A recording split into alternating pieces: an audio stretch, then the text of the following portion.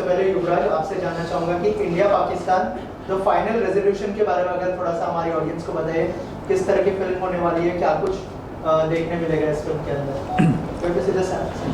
जी, तो फिल्म का टाइटल है India Pakistan the final resolution, और ये बहुत ज़रूरी फिल्म है बिकॉज़ प्रेजेंट सिनारियो में जो माहौल है वो एक हम वॉर के काफ़ी करीब है।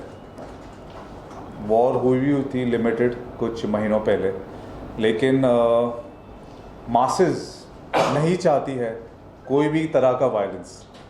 जब आर्मीज़ भी एक्शन लेती है वो टारगेटेड किलिंग्स करती है, ना कि मासेस को अटैक करती है।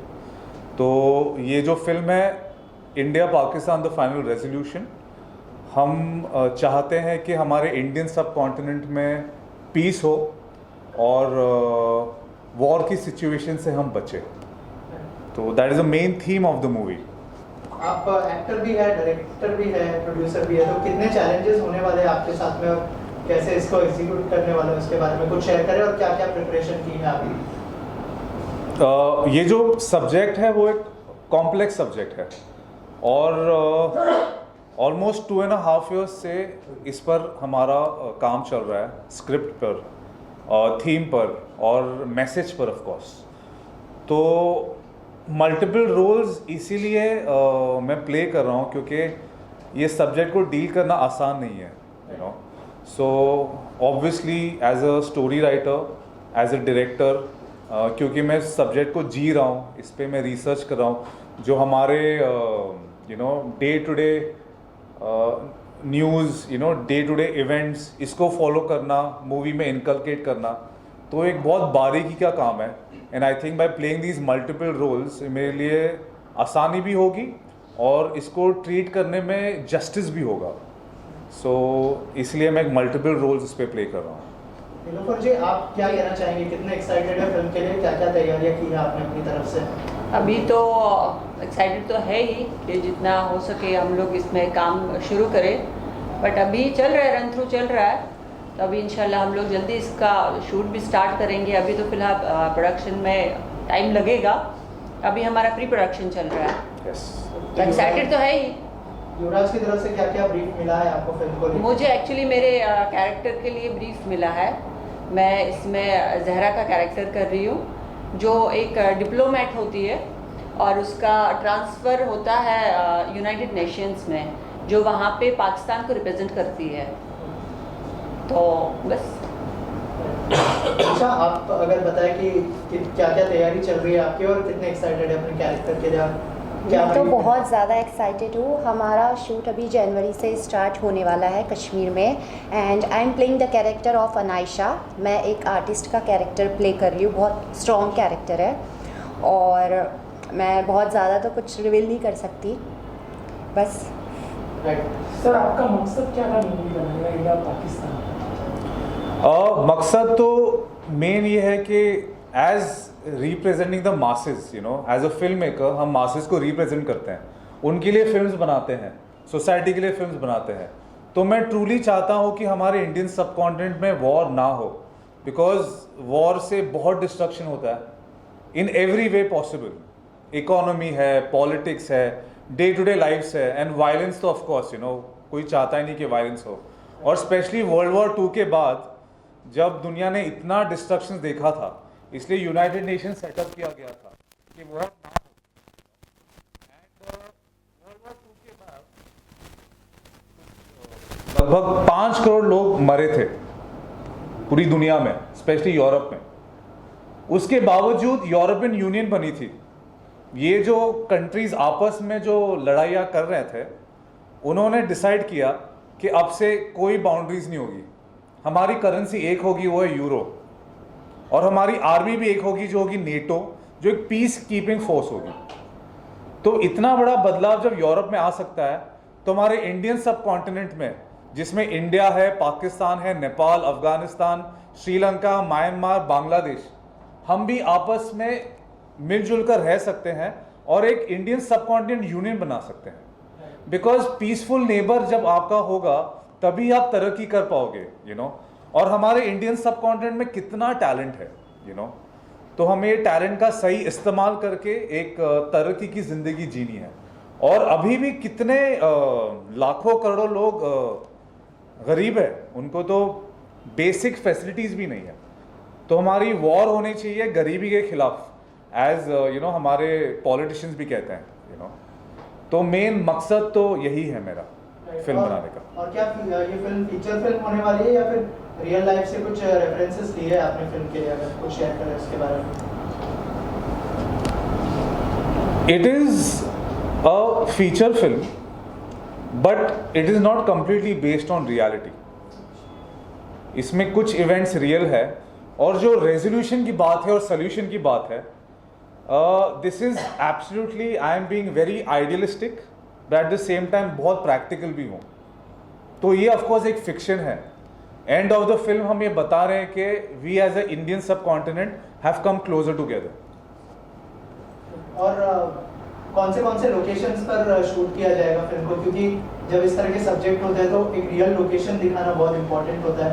जैसा कुछ सोचा है कि कौन से लोकेशन पे शूट किया जाएगा फिल्म को? जी, तो the beauty of country is के हमारे पास स्नो भी है, डेजर्ट भी है, यू नो, नॉर्मल मेट्रो भी है। सो लोकेशन जो हम चुनेंगे इज़ ऑब्वियसली मुंबई, बिकॉज बहुत सारा स्टूडियो में शूट होगा, बिकॉज उसमें यूनाइटेड नेशंस की ऑफिस दिखाई जाएंगी, गवर्नमेंट ऑफिस दिखाई जाएंगी, और आउटडोर्स जो यू नो हमें पाकिस्तान दिखाना है, अफगानिस्तान दिखाना है, श्रीलंका दिखाना है, तो ऑब्वियसली एक कश्मीर में शूट होगी, हिमाचल में, और Sri Lanka and Goa. These are the places what we have selected. Sir, ये जो मेन जब भी हिंदुस्तान और पाकिस्तान की बात चलती है जी, और मेन झगड़े का जो जड़ है वो हाँ, कश्मीर है। हाँ कश्मीर की वजह से पूरी ये जो है वॉर हो रही है जी। इसे किस प्रकार से आप जस्टिफाई करेंगे? पोस्टर्स में आपने एक लाइन देखी है कश्मीर के बारे में, आप रीड कीजिए। क्या है लाइन?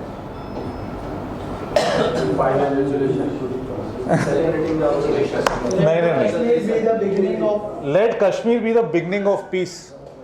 ये हमने हमारे पोस्टर में रखा है, let Kashmir be the beginning of peace. ये फिल्म में हम दिखाएंगे कि कश्मीर क्या किरदार निभाएगा ये पीस प्रोसेस के लिए। और एक पीसफुल डायलॉग भी है, क्या वो यही डायलॉग है या फिर अगर कुछ शेयर करना चाहे डायलॉग? जी ज़रूर। वर्ल्ड वॉर 2 के पहले चार्ली चैपलिन ने वर्ल्ड पीस के बारे में एक फिल्म बनाई थी। वही डायलॉग है जिसको हमने यही डायलॉग को हमने हिंदुस्तानी में कन्वर्ट किया है, ओके, हिंदी लैंग्वेज में। तो ये थीम है तो एक आइडिया आ जाएगा, you know, what is the film all about. मैं माजरत से ये कहना चाहता हूँ कि मुझे कोई सल्तनत नहीं चाहिए, ये मेरा कोई पेशा नहीं है, ना मैं किसी पे हुकूमत करना चाहता हूँ, ना मेरा किसी से कोई मुकाबला है। अगर मौका मिले तो मैं हर एक किसी की मदद करना चाहूँगा, यहूदी, हिंदू, मुसलमान, सिख, ईसाई, हम सब एक दूसरे की मदद करना चाहते हैं। यही तो असल इंसान की फितरत है। हम एक दूसरे को तकलीफ में नहीं बल्कि एक दूसरे को खुशी में देखना चाहते हैं। ये दुनिया इतनी अमीर है कि हर एक की ज़रूरतों को मुकम्मल कर सकती है। जिंदगी का रास्ता आज़ाद और ज़्यादा खूबसूरत हो सकता है, लेकिन अब हम ये रास्ता खो चुके हैं। लालच ने इंसानों की रूह में जहर मिला दिया है, इसी नफरत ने हमें रुकावट में डाल दिया है। ये जो मशीन्स है वो हमें अफराद देती है, फिर भी हमें और ज़्यादा पाने की चाह है। हमारी जहनी काबिलियत ने हमें बिल्कुल बेरहम बना दिया है। लेकिन मैं बताना चाहता हूँ कि हमें मशीन से ज़्यादा इंसानियत की ज़रूरत है। जहनी काबिलियत से ज़्यादा हमें नरमी और अच्छाई की ज़रूरत है। इन खूबियों के बगैर दुनिया तबाह बर्बाद हो जाएगी। ये जो इंटरनेट है, रेडियो है, एयरप्लेन है, ये इजाद इंसानियत को नज़दीक लाने के लिए बने हैं। हमें डिवाइड करने में नहीं, ये इजाद इंसानियत की तरक्की चाहते हैं, उसका डिस्ट्रक्शन नहीं। लाखों आवाज़ें जो मुझे सुन सकते हैं, मैं कहना चाहता हूं कि मायूस ना हो। इन तानाशाह जिन्होंने हमारी आज़ादी छीनी है, ये तानाशाह नहीं रहेंगे, लेकिन हम आवाम हमेशा रहेंगे। हमें मेहनत करनी चाहिए पीस के लिए। जो भी कुछ चंद लोग इस दुनिया में वॉर चाहते हैं, हमें उन्हें मुकाबला करके हराना है। तो this is one of the dialogues from the movie. Also film peace लाने में कैसे हेल्प करेगा, उस बारे में अगर कुछ शेयर करें आप। एक तो जो एक फिल्म होती है ना, उससे काफ़ी लोग इन्फ्लुएंस होते हैं। हमने ये फिल्म को इस तरह से कंस्ट्रक्ट किया है, पास्ट के सिनारियो को और प्रेजेंट के सिनारियो को हमने सामने रखा है। फिलहाल ये अभी पीक पॉइंट है वॉर पे जाने का। इस पॉइंट से हमने ये फिल्म को ऐसे डिज़ाइन किया कि हमें क्या स्टेप्स लेने चाहिए जिससे एब्सोल्यूट पीस बरकरार रहे। उसमें से आपको मैं कुछ 2 पॉइंट बताऊंगा, और बाकी तो फिल्म में तो सारी चीज़ें 3 घंटे में आपको पता ही चलेगी। एक तो जब यूरोप वॉर लड़ने के बाद यूरोपियन यूनियन बना सकता है, हम भी वॉर लड़ने के बाद इकट्ठा साथ में आ सकते हैं। यूरोपियन यूनियन का ही मॉडल हमें अपनाना है। दूसरी थीम मैं आपको बताऊंगा, दुबई, यूएई। ये बहुत अच्छा किरदार निभा रही है फिलहाल ग्लोबलाइजेशन में। मोर देन 190 कंट्रीज यूएई में रहते हैं, और आप दुबई चले जाएं, यूएई चले जाएं, यहाँ पे एक इंडियन, पाकिस्तानी, अफगानी, श्रीलंकन, नेपाली, म्यांमार के जो सिटीजन के लोग हैं, अफगानी, ये सब इकट्ठा भाई जैसे ही रहते हैं। तो अगर आप यूएई और दुबई जाएंगे ना, हमें ऐसा लगता है कि यार यहाँ पर तो भाईचारा है, लेकिन जब हम इंडिया, पाकिस्तान, अफगानिस्तान यहाँ चले जाते हैं तो यहाँ क्या लफड़ा हो जाता है। तो ये एक गौर करने लायक है कि हम यूएई में जब मिलकर रह सकते हैं सारे सब कॉन्टिनेंट के लोग, तो हम यहाँ क्यों नहीं रह सकते। ये एक मसला हमने इंडिया पाकिस्तान की जिसमें आपने ये नाम दिया है, ऐसे तो बहुत से पिक्चर है इंडिया पाकिस्तान में झगड़े लगाने का पिक्चरों में किए हैं, और कुछ जो हुए हैं देश में उस तरह से दिखाने का कार्य है। तो क्या इसमें कुछ एक अद्भुत कला इसमें देखने को मिलेगी पिक्चर में?